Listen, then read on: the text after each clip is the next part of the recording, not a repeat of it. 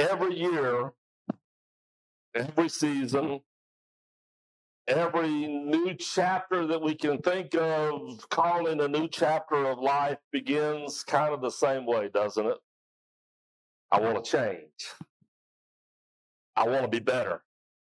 I want to grow. I want this year to be different than last year, bigger, better, whatever, right? And we try. We try harder. We push ourselves. We make promises. We set goals. We make resolutions. And what happens? We end up tired.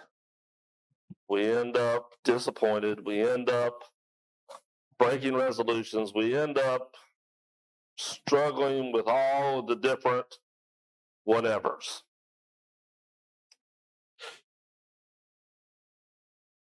We want transformation, but we never quite seem to accomplish it. Well, here's a truth that Scripture teaches us about transformation. It doesn't begin with trying harder.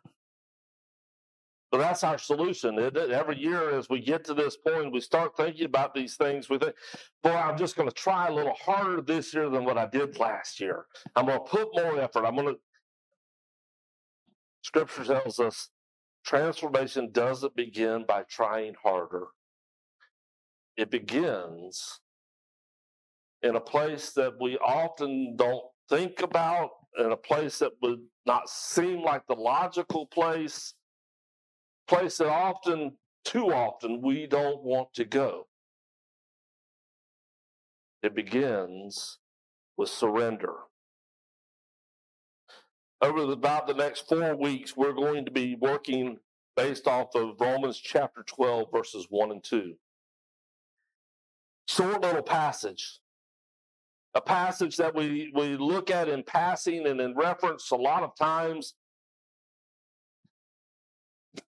And as a minister, I'm probably guilty of not taking us deep enough into the passage. As students, we're probably guilty of not, on our own, getting deep enough into what Paul is saying as he writes those 2 short little verses. But Romans chapter 12 is not a self-help chapter. It's not a motivational speech that Paul is trying to give to the church at Rome. It's not about writing to them and saying, hey, you've got to do better, and this is some points to do better. It was an invitation. An invitation from Paul, an invitation from God. It is an invitation about surrender. Before Paul ever talks about transformation, before he talks about sacrifice and how that is the key. Before he talks about renewal, there's release. Before change, there is surrender. He calls us to that. Listen to the words here as it begins. Romans chapter 12, verses 1 and 2. Therefore, I urge you, brothers and sisters, in view of God's mercy, offer your bodies as a living sacrifice, holy and pleasing to God. This is your true and proper worship. Do not conform to the pattern of this world, but be transformed by the renewing of your mind. This is the foundation of transformation. This is the beginning of how to get to the place that we really long for within our soul. The place that we know God has designed and created us for, the place that He's calling us towards, the place where we will finally find those things that we've talked about in past lessons where we are looking for the hope and the promise that we know in God.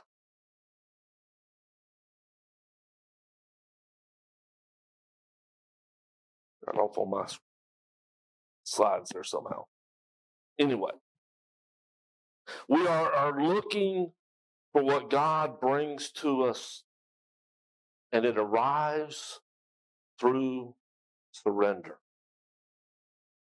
I urge you, brothers and sisters, in view of God's mercies, offer your bodies a living sacrifice. The ideal here is that God transforms us as we surrender. What changes is not the things that we cling to. What changes is what we give up. Surrender is kind of like this doorway to transition. The person that we want to be, the person that we long to be, that we need to be, is on the other side of this barrier, this doorway that's standing there. And the only way to get through that door is to surrender. That's the only way for it to open. And transformation begins at the altar. Paul says, offer it as a living sacrifice. Paul is calling imagery to the forefront of the minds of those that he's writing to in Rome. It is altar language. It is worship language. Surrender language. It brings to their mind the sacrifices that they were so familiar with, not only in the Jewish worship at the temple, but for those in Rome who were most likely Gentile, a lot of pagan worship that they saw go on. They knew what it meant for an altar to be there, for a sacrifice to be brought in and offered upon that altar. And they knew all that went into it.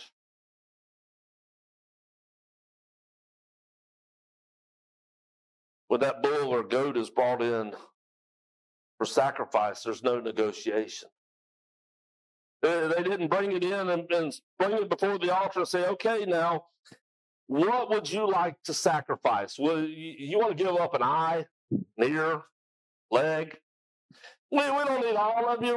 We'll negotiate just how much of you you're willing to be sacrificed. Oh, that didn't take place, did it? The one being sacrificed all. They understood that, and so Paul says, present yourself as a sacrifice, a living sacrifice. They understand Paul is saying, we're talking about something that is every aspect of you, your life, your being, all that is you. And yet, so often as Christians, what do we try to do when we think about giving ourselves to God? It's almost like we start a negotiation process, isn't it? You know, God, I'm willing to give you these aspects of my life. I'll give you Sunday mornings. I'll give you some time for a prayer when I'm about to have a meal. I'll give you some time for a prayer before I go to bed or when I first get up. I'll spend a little bit of time reading in your word. I'll have some moments where I think about you and where maybe I talk to somebody about you. But we do it in bits and pieces, and we have so much other time that we want to say, I'm not willing to sacrifice that. I'm not willing to give all of this to God. I still want some control. I still want to have these areas of life that are mine. Paul presents the idea that transformation begins at the altar. Surrender precedes the change. Part of why we never seem to get to where we want to be when we make these resolutions and when we try to start these new chapters of life is because we're never really willing to surrender all of where we're at. We want the bigger, we want the better, but I want the safety and security of what I at least already have. Paul says, if you want transformation, it starts at the altar. Not with effort. Sacrifice didn't put effort into it. It just gave itself. Not with discipline. not with willpower, not with trying harder. We fail so often in our Christian walk because we keep trying to do it ourselves. I'm going to change myself. I'm going to get this perfect. I'm going to get this right. And then I'll present myself to God.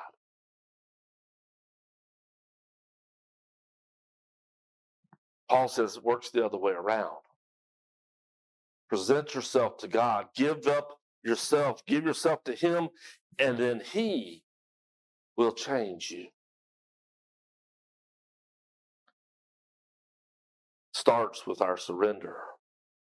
It starts with our willingness to be moldable and shapeable. And the imagery there that comes to mind with that is the potter working with the clay. If that clay is soft, if it's moist, if it's moldable, if it yields, the potter can make just about anything out of it, can he? It is amazing what a potter can make with a lump of clay on a spinning wheel. Designs, just whatever was within their imagination, they can mold it and shape it and work it into something new. But if the clay is hard,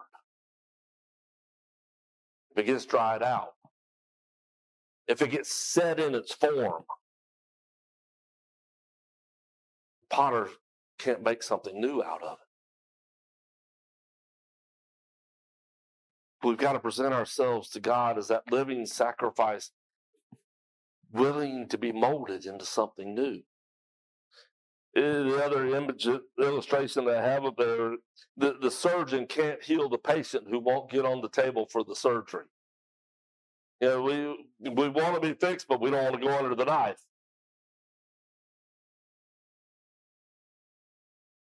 God's waiting. He knows all the right things to do, but we're not willing to do it too often. So we begin thinking, as we're thinking about this, asking, what part of your life, what part of my life, am I still trying to live on my terms? What part of life are you holding on to that you're saying, God, I'll sacrifice this, but I'm not giving up this?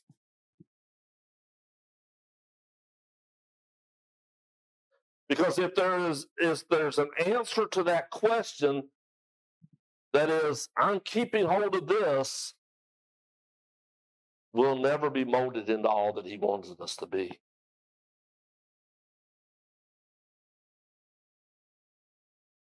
Surrender requires trust.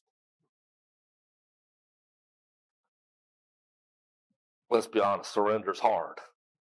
If it were easy, we'd all be accomplished it pretty quickly.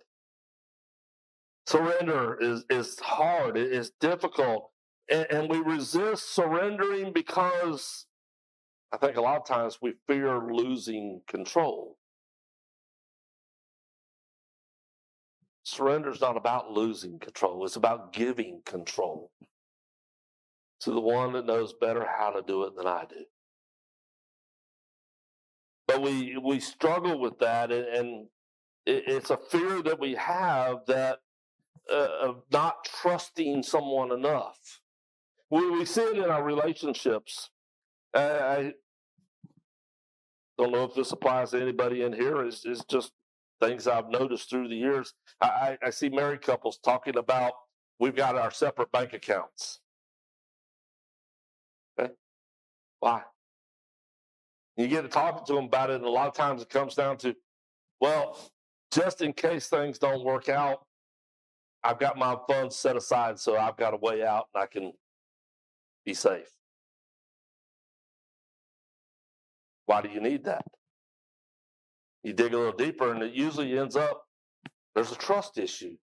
There's something about their spouse that they don't quite trust, that they need to hold on to that piece of control and not let go of it. And It's not just money. There are other things that we do the same things with. We have all these different areas of our life where we don't trust the other person involved in that aspect of our life enough to just say, okay, we're going in this completely together.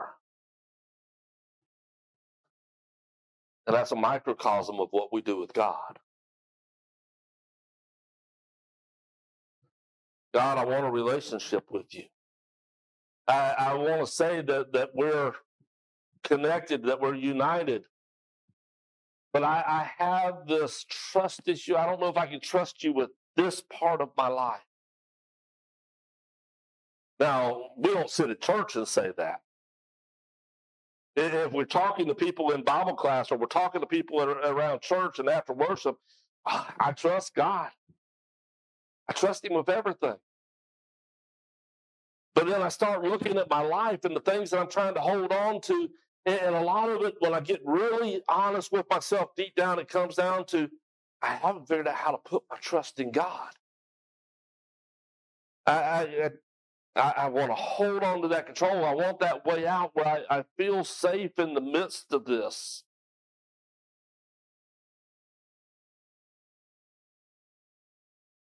Proverbs chapter 3, verses 5 and 6 tell us,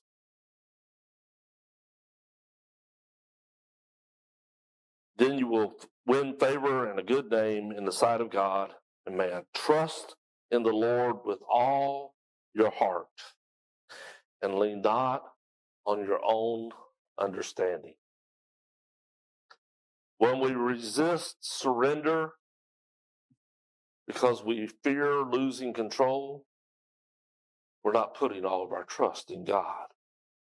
Trust is the foundation of surrender. We've got to learn to trust God more. And the reality is, as we study through the Bible, we see time after time after time, and we were talking about this just this morning in Bible class. God has kept his promises. Every single one of them. On both sides of the promise, both sides of the condition. And we mentioned that this morning as well. Every promise God has ever given has been conditional. We like to think they're unconditional, but they're conditional. It has always been, if you will be my people, if you will do what I ask of you, if you will surrender yourself to me, then I will do these things. And if you don't, I will do these things.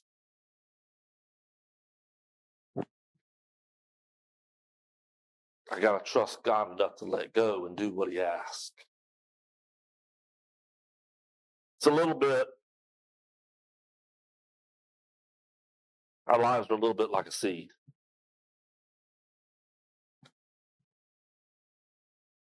We've got this exterior that's not as pleasant, not as pleasing, it contains a lot of potential, but it hasn't realized it yet. And that's where we're at so often in life. We've got so much potential of what God designed us for and created us for, and what he's calling us to, but we're still stuck in the seed form. We haven't realized the full potential of it. Seed's got to be buried in the ground before it begins to realize the potential, right? That seems contrary to what we would think, because we think of burying in the ground as death. We think of it as being the end of something, not the beginning of something.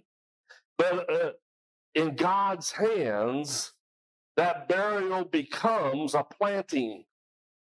It becomes a transformation into something new and better that lives up to its potential. God's given us a way to be buried, hasn't he? Be buried with him in baptism, rise to walk in newness of life.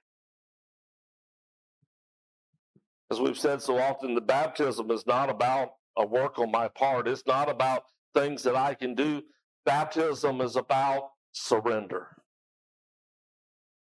It's about saying, God, you've said this is the process, and I trust you. It's about saying, God, I'm going to allow you to take control of my life. I'm going to let you bury the seed that I am and let you raise me up as something new, something that can meet the potential that you have designed for me.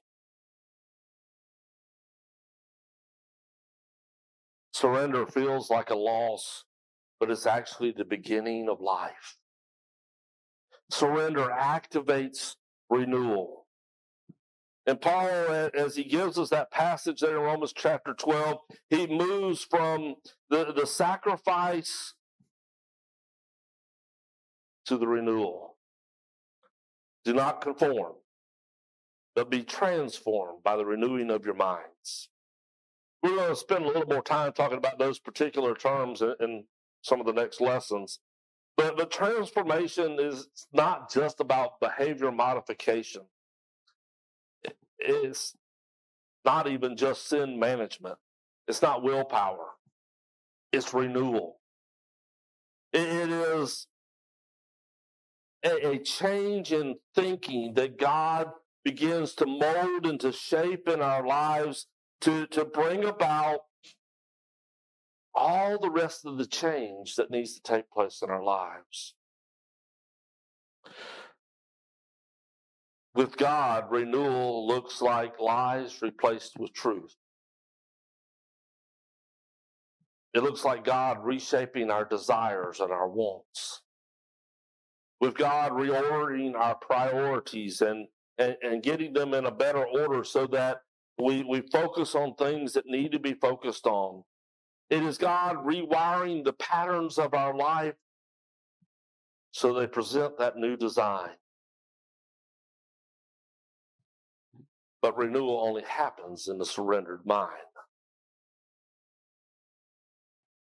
God will not renew a mind that insists on maintaining control. It's not that he doesn't have the power to. God could just renew us and reform us, but he's always made it conditional. He's always made it as we have a choice in this. And one of the big differences between the sacrifice that Jesus made and the sacrifices of those animals was Jesus chose to offer himself as a sacrifice. He chose to take our place.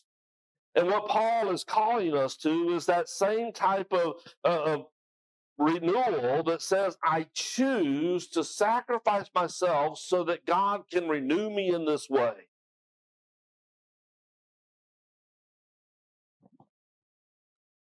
And when I surrender, it leads to discernment. Paul ends the passage with a promise. Then you will be able to test and approve what God's will is.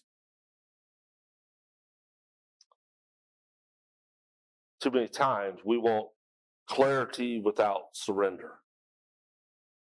We want to know what God's plans are, what his will is. We want to know the whole picture laid out before us before we'll give in. Let me see what it's all going to be like, how it's all going to turn out, God. Then I'll let you know if I buy into the plan or not. We want direction without obedience, purpose without sacrifice. The discernment, understanding God's plan and how it works and how it unfolds at each moment of our life, that's the result of surrender. When we surrender, we hear God more clearly because I'm getting myself out of the way. We laugh and joke a lot of times about selective hearing. My wife is certain that I have it. I probably do. I've got some hearing loss as well, but I have those moments where it's selective because haven't wanted to hear what she was saying. I was more interested in something else. I was too tuned in to something else. Whatever the reason for the selection, I wasn't hearing clearly. She's learned that you got to get my attention to get me focused. You got something you need me to hear, get me looking at you. It shouldn't be that way, but that's the way it is. If I can get focused in, then I can hear what you got to say to me. Well, I say all of that because God doesn't force us to look at him, but he asks us to. He wants us to get our attention on him, to stop seeing all of the distractions that the world has around us that's keeping us from hearing him say, this is the better way. This is what you were created for. This is the good works that I have for you. This is the reward. This is the promise. This is, and all of that goes blowing by us because I don't want to turn off the TV. I don't want to turn down the radio. I don't want to put the phone down. I don't want to, whatever the distraction is. If I want to hear God more clearly, I've got to be willing to say, God, you're my focus. And I'm going to give you every moment. I'm going to try to find every way to hear exactly what you have to say. I recognize your leading because I surrender to you.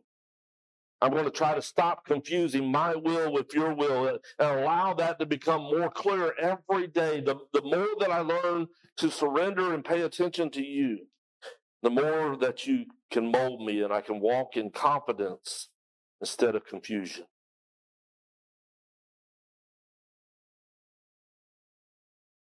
But it begins with that surrender.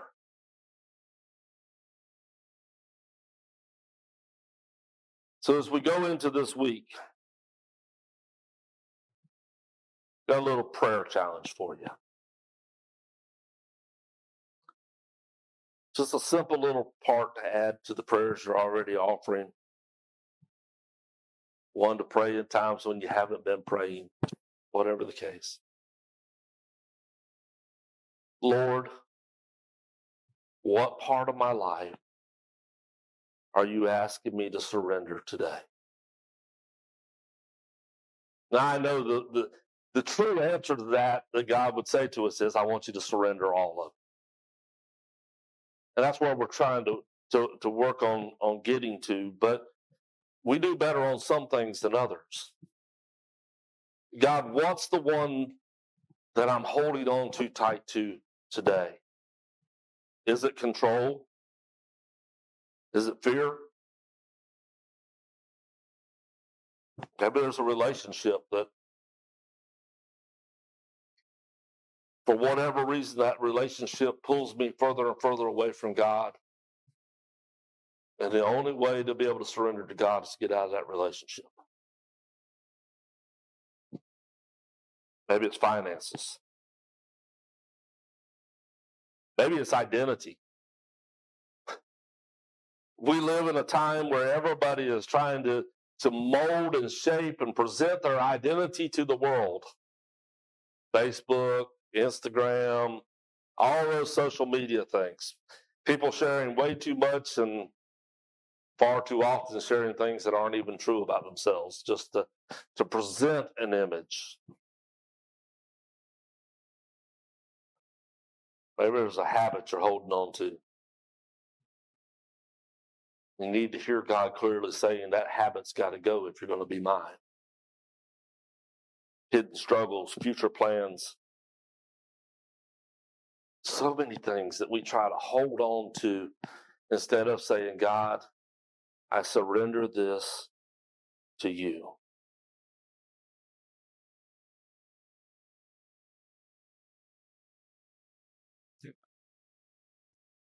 That's where it begins. We're beginning the new year. It's the perfect time, the textbook chapter of our life, beginning anew. So as we close this morning, I invite you to the same thing Paul was inviting those at Rome to. I invite you to a moment of surrender. Not emotional surrender. We have those far too often where we hit that emotional high and God's had that moment where he's really reached out and grabbed our attention. And in that moment, we're really willing to surrender it all to God. And then the emotion begins to waver and we start taking control right back. We're not talking about temporary surrender, not a Sunday only surrender. It is an invitation to real sacrificial surrender. It kind of says, God, I'm done trying to change myself. I'm done trying to fix myself, because usually the fix ends up with me worse than I was before I started trying to fix me. I'm done trying to control everything. I place my life on your altar. Do with me what only you can do. That's what Paul's talking about when he says, present yourselves as a living sacrifice. Jesus, you died on that altar so that I don't have to. But I'm going to willingly lay myself there and live for you.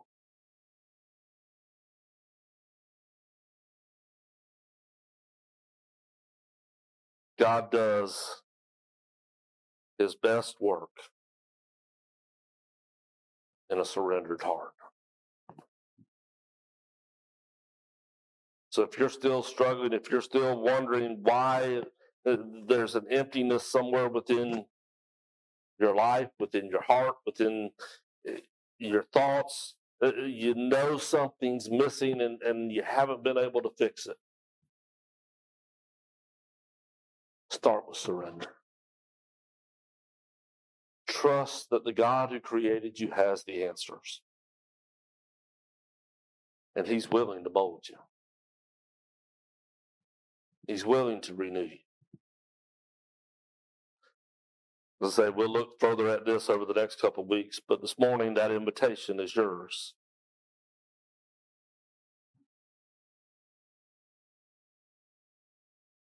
Whatever you need to do this morning, I encourage you, invite you, surrender to God. If we can help you with that this morning, let us know as we stand together.